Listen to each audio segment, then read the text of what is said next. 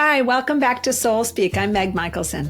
In today's episode, we're going to look at the reasons why we are sometimes or maybe always not emotionally or physically affectionate and how that might impact our partnership and those people we care about. So thanks for being here, and here we go. So I want to continue on with striving towards healthy couplehood, because whether or not you are single or in a couplehood or want a couplehood, having a couplehood is great. Having a healthy couplehood is great. If it's an unhealthy couplehood, it can really cause so much more strain and pain in our lives that it diminishes our sense of energy and empowerment. So having a healthy couplehood is really important, and it is worth striving for. And it does take two people. So all that being said, sometimes one person in the relationship is more affectionate than the other person. So why is that? Why do we or our partners or our friends and loved ones sometimes, or sometimes it's often, pull away from those people we love? What's going on within that's causing that holdback of affection? You know, there's many reasons, so we're going to talk about some of them. Some people just have a harder time with affection. That, of course, can be situational or long-term. When you think about the couplehood you're in, if this is an issue, look back. Was it always that way and just didn't matter as much now, or was there a change? So first, pay attention to when that started. Was there dynamics in the relationship that were more troublesome? Or is your partner not affectionate, and is there trouble going on in that person's life? So why is important? And also how we handle that. As the partner of someone that is not affectionate, just as an example, think about it. What do you do? What do I do if my partner is less affectionate and I want more affection, or if they are more affectionate and I want less? How do we handle that? What's our reaction? What's our response? And again, we want to look back at, when did this start? Was this always the case, or is this something new? Common one is conflict. If there is conflict in a relationship, and that can be as simple as a difference of opinion, or it can be a long-term conflict where two people just continue to have the same argument over and over. That's that emotional or physical banishment, so to speak. You know, think back to Hester Prynne from The Scarlet Letter. That's really often the case. You know, she was emotionally banished. She stayed in her community. She wore this big red scarlet letter, but she was ignored. There was a lot of disdain towards her. People can do that to each other in a relationship. And that's often the case in many relationships when we are forgetting how to treat those people that we love. And it's an emotional restraint, so to speak. And it can also be physical. You know, we can pull away our physical touch as well as our emotional affection. It can all go. Psychologists call this avoidant abuse. It's also called emotional withholding. There are many, many degrees of that, just like there's many shades of gray, varying degrees of, is it a lot? Is it once in a while? Is it constant? Are you feeling ignored all the time? So paying attention to how it makes you feel, of course. And with the age of technology, it is becoming even more common. And this truly can end any relationship when the levels of affection do not match. Why else do we withhold affection? One reason is that maybe we were raised without physical or emotional affection. Maybe we were raised without touch. Maybe we were raised without the I love yous and the compliments. It is not present in every family. It was very present in mine, so it was really easy for me to be physically and emotionally affectionate. And that's an important piece to me that I've raised my children with. But that's something that not everybody is raised with. So some people are really uncomfortable with that. One of my daughters is married to a wonderful man who has a different level of affection, and they've worked through it. They can laugh about it. But it is because he was raised in a different way. And that's really okay, as long as two people are willing to address it and not just sit and stew about it or cause a bigger divide. Another reason is perhaps that person is more head-centered than heart-centered. I don't know if you've heard of the Enneagram. I maybe have brought it up. There's the head, heart, body types. Enneagram is a great tool. And sometimes people are in their head. And when we're in our head, it's very hard to be affectionate. So when we're thinking of our to-do list, or we are prioritizing doing over being present to those we love, it's really easy to cut off affection. One of my daughters will say to me, "You're not making eye contact with me," because I'm in my head and she's trying to get my attention. And I love that she does that. Maybe not always in the moment, but it's a beautiful way for me to wake up. Oh yeah, I'm not giving her that attention.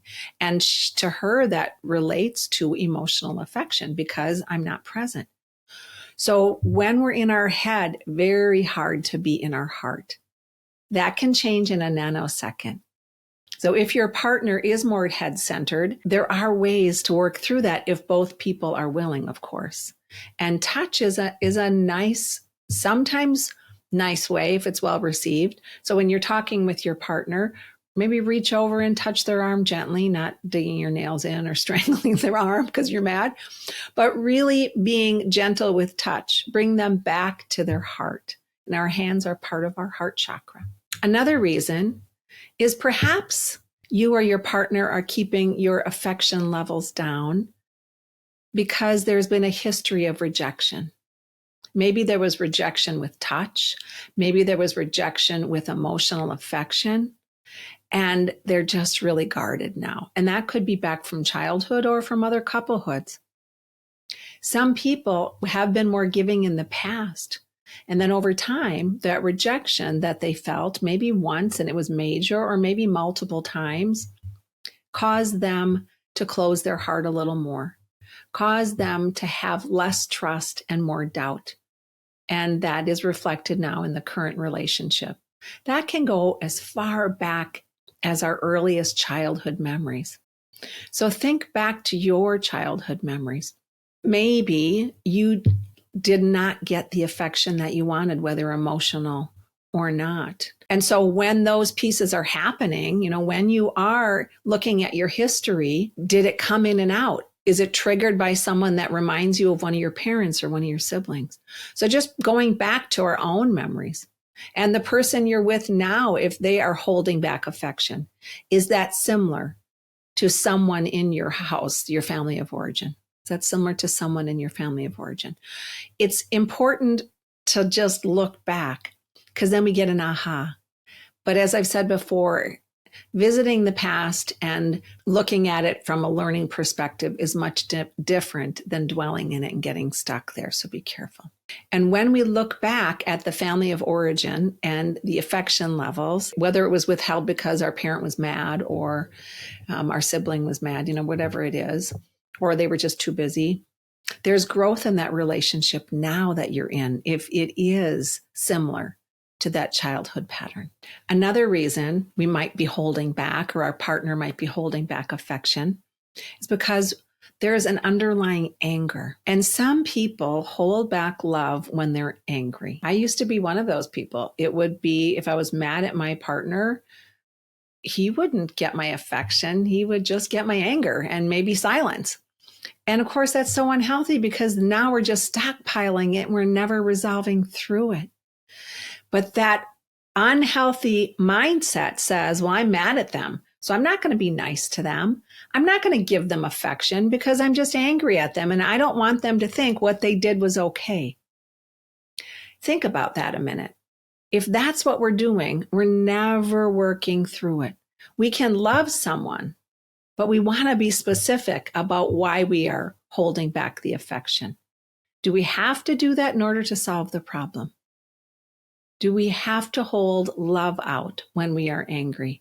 And sometimes we've done it for so long that that's our new norm. And we become less affectionate and less loving. And we just get angry easy. So starting to pay attention, is that you or your partner? Sometime in the last few weeks, I had 2 clients that had very similar stories. Both of them had spouses that ran a lot of anger and partners that were yelling. And so when that anger is present in my partner, say, and their partners, it was hard for them to want to be affectionate to the partner that's been yelling at them. It's really hard to be close to someone after they've yelled. So if you're a yeller or you're condescending to your partner and you're wondering why they're not affectionate because now you want to cuddle, it's really hard to switch gears. So perhaps if someone is the yeller in the relationship, it might be a good idea to start looking at different ways to communicate. So then we can get to our heart and let go of the pain of the wounding and get back into a closeness. Another reason, it's an unhealthy give and take. And we've talked about this before. Some people are just much bigger givers than others. And when someone that's really a giver is in a relationship with someone that's not as giving, that power dynamic can be a real struggle. When that person that's not as giving gets so used to being given to, they might start to feel repelled and pull away. And then they don't even want to be affectionate. And the person that's giving, the more that they're not getting, perhaps the needier they can become. Sometimes the more we want something, the more hungry we are for it when we're not getting it. And that can be the same with affection in a relationship. So when we are not getting what we want from our partner because we've been giving so much, be careful not to do it for tit for tat, but just pull back and give to self first. Wait a minute. Am I being kind enough to myself?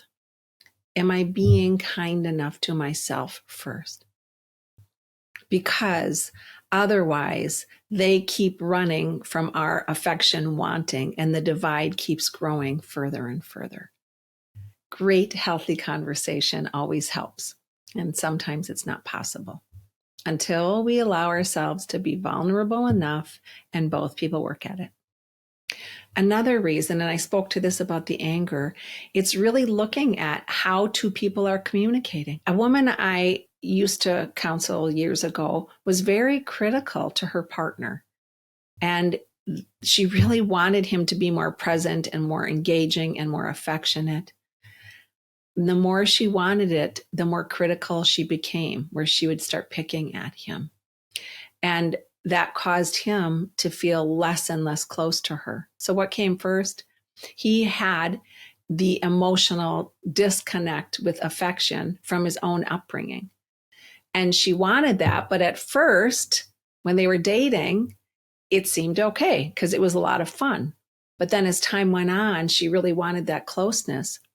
And the more she wanted it, the more critical she became, the further away he ran.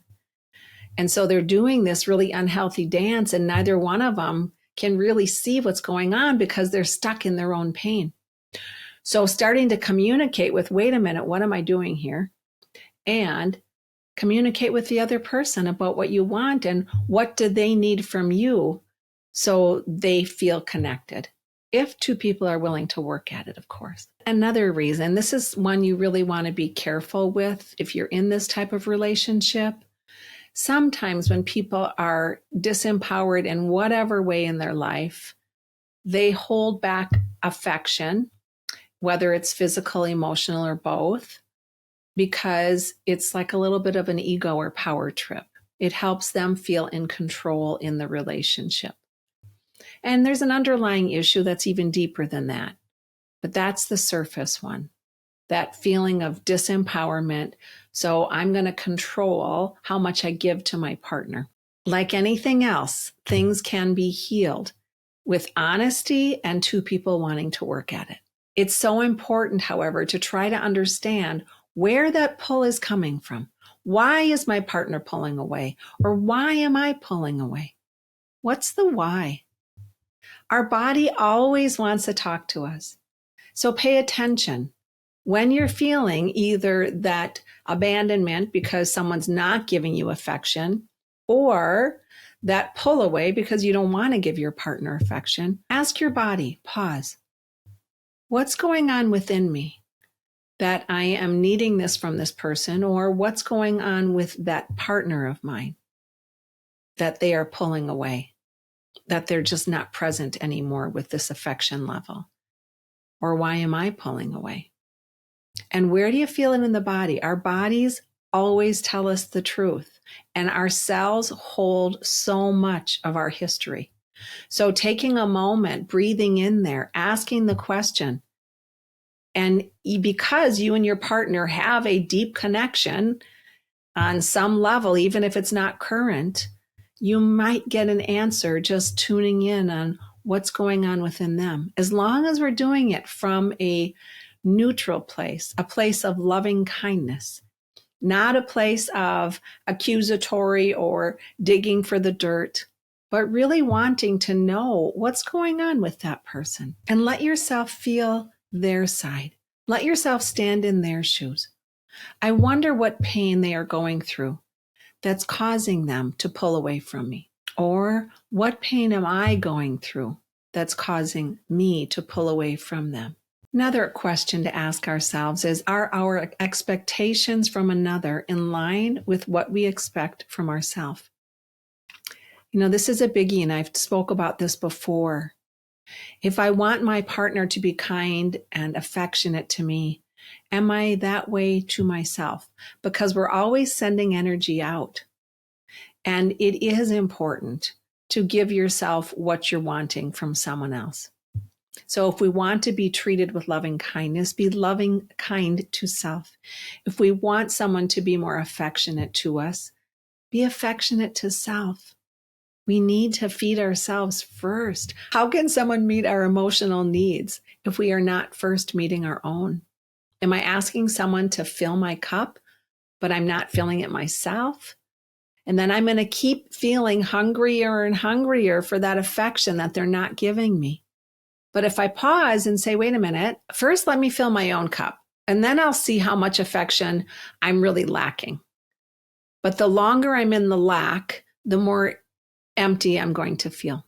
It's also really important to look at the compatibility of the two people in the relationship. You've heard the word, I'm sure, love language, and you can look that up, so I'm not going to delve too deeply in them. But that's something I've really found time and time again. Two people aren't recognizing that their love languages are different. Words of affirmation, quality time, physical touch, acts of service, receiving gifts. I believe I spoke about that last week as well. What is your love language? First of all, know it. And then help define your partner's love language. Ask them. I know there's quizzes online you can take. Because if yours is affection and theirs is words of affirmation, that's going to be kind of tough. But once you know it, and you want to really give to that partnership cup, it is worth it to learn and also give their love language and ask for yours in return. And you can go beyond the love languages. There are more than just those 5. However, it's a really great tool to start to think in terms of, if they're not meeting my level of affection, but am I meeting their needs? And so if I want to save this relationship, and again, remember, it's not about giving till you're blue and bloody and they're just going to just trample you to death. No, it's about, if I want them to give, am I giving? So if I know their love language, their primary one, because we run more than one, is acts of service, and I want affection, I might give them affection, but that's not their first love language. Theirs is acts of service or words of affirmation. Maybe they just want to be thanked a lot. And then they might actually become more affectionate. But when we are both sitting here, not trying to understand where our partner is coming from, and both of us have our head in the sand, the divide grows and grows and grows and grows and grows. And that can get to the place where it is no longer repairable. But it doesn't have to go that far. So really try to work on, what is my part in this? I was looking back at some of my older podcasts, and I found something I wanted to bring up in today's podcast because it is so important. Relationships are the most important thing in this world, in my belief system. Relationship with self, relationship with others. They can bring us the most joy. They can bring us the most pain. Relationship with self can bring us joy and pain, just as much as a relationship with others can bring us joy and pain. And sometimes we can get so stuck in the feelings of hurt and think only of the pain, not how we can learn from this experience. We can choose to change that. We can stand in someone else's shoes, go into the soul perspective. What's going on in their world? Or I'm just going to be angry and pout.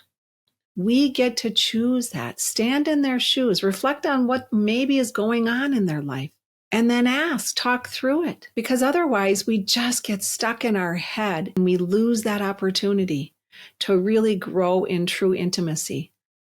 And true intimacy breeds a whole nother level of affection, which can be incredible and out of this world. And we can get there. It takes vulnerability, it takes honesty, and it takes remembering that there are two people in the relationship. It's not just about my needs, but there's two of us here. Can we meet each other's needs? And so we can choose to heal things. We can choose to heal things within and look at, where is this within me? Where is this coming from within me? Is this a realistic expectation, or am I just looking at the lack? Let's look at the whole picture. And then what's my learning in this? When we start to delve into things in a healthy way, and this month of July, the veil is thin, and by that I mean there's going to be a lot more dreams and ahas.